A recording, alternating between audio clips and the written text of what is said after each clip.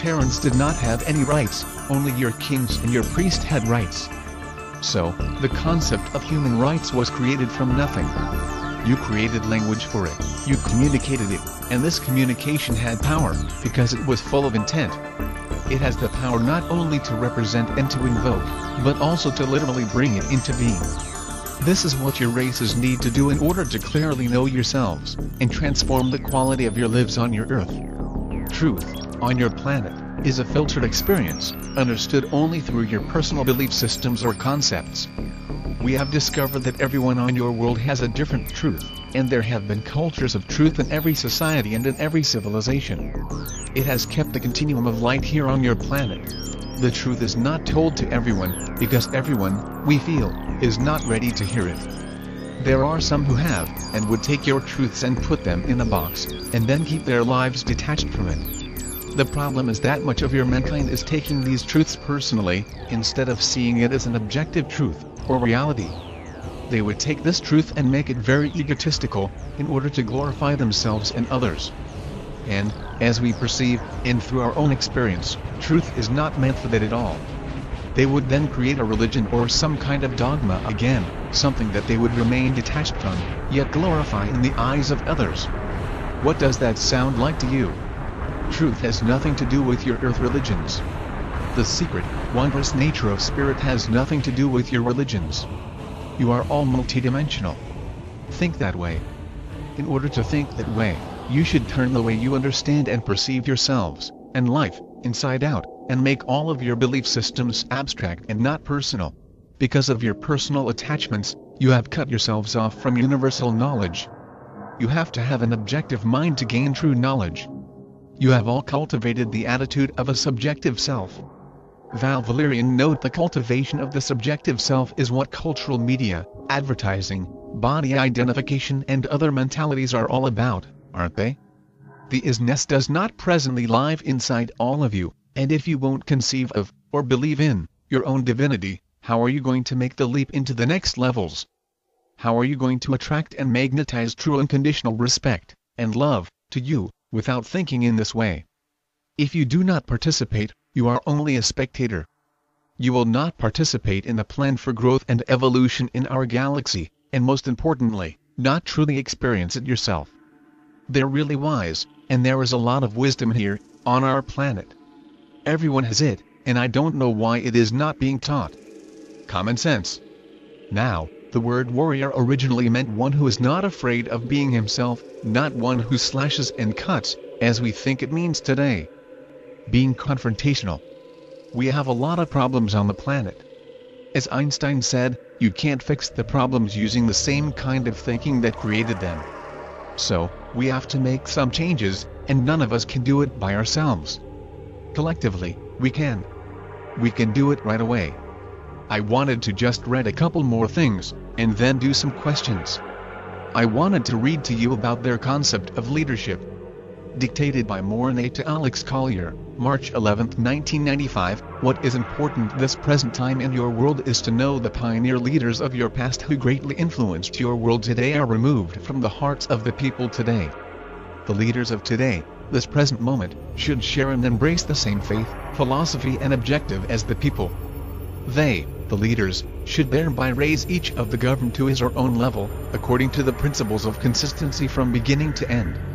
These mistakes, as we have studied and observed, are that throughout your history, hero worship and fame-seeking has risen to the point of the idea your leaders are great and the general populace is ignorant and powerless. This concept in your country contradicts a true democracy and is wrong. So it shall be that individuals must and will awaken and unite voluntarily. Some will be artists, scientists, and others from all walks of life. They will become teaching leaders of the people with whom they are working directly and will teach all men and women to be leaders. At the same time, it is also important that those who support them must become leaders also. To be a leader in your world, we would only suggest that only the requirements be simple and evolved from the real essence of mankind. Leaders should be in absolute faith of their humanhood, declaring always the greatness of God and self-responsibility. They should also have a strong sense of responsibility for themselves and those that they teach. A leader should always love his people, protect them, and encourage them warmly into their own power and humanhood. The leader's sense of responsibility will deepen by his affection of his role as teacher and father or mother. When a leader lacks mercy or compassion, they will be self-serving and irresponsible. And a leader-teacher should always strive and be broad-minded. He should always try to be capable of understanding his members' needs and individual situations, and putting himself in their place. A leader should practice gentleness and forbearance, and be determined to hear the problems and teach guidance and self-determination to any person to establish self-faith and happiness. A leader also needs to be impartial. He must not be swayed by his own feelings or self-serving considerations. Always eager to give a fair hearing to reasonable suggestions, but firm in protesting self-serving goals or mistaken views, even to his seniors. Leaders should be careful of those that flatter them, as not to cater to their personal agendas. Leaders should cultivate the sense to spot cheap tricks, lies and sneakiness. He must also put the right person in the right place and be courageous about it.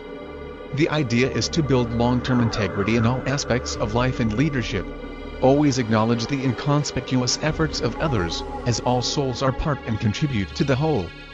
Your leader should also have self-confidence, courage and decisiveness. Leaders must believe in their ability to protect their members and help them advance to self-responsibility so all may become determined. Those persons who have done the inner work on the path of being a true human being, acquire wisdom and are true leaders. They always have faith in themselves. Those who walk the path of heart will discover that through faith emerges wisdom. And this same faith enables the leader to employ his wisdom effectively in all situations. Courage is indispensable to the leader. Leadership is no place for cowardice. Always strive to advance wisdom and courage. Building an honest and healthy race of human beings means producing a world of leaders of the true law of oneness. Development of faith, integrity and character is both the starting point and the end result. This will make all people capable human beings. Every child born in your world is a new opportunity to build an honest and real world. Leaders need not criticize each error on the part of their members or staff. A leader should praise them for what they have done well and capably. There will be other people who will criticize. Being a leader or becoming a leader does not mean you have perfect faith or wisdom. These are lifelong pursuits. Being a leader is to develop people, and to help people into self-responsibility, spiritual maturity and the freedom to cultivate voluntary introspection. Mankind can develop remarkably, even under adverse circumstances. When Earth awakens to her mission and towards her great objective, we will have full faith and you all will be successful, and a source of great pride to all of us. Now, the law of consistency is something that they teach their children. What they do is realize that whatever they create, they leave to the next generation to carry forth. It also helps them, because when they cross over out of their physicality and reincarnate, they have their memory intact, and they know who they are. So, there is a continuation of knowledge and personality. We, for some reason, don't experience this yet. In Andromedan society, the oldest and the wisest teach the young everything they know. The children, when they move into adulthood, know more than the parents. Nobody has a problem with this. Here, on Earth, we do just the opposite. High school graduates can't even write their name or read.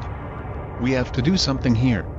Here's something else from Moroni on your world. Conditioning is the voice so often spoken.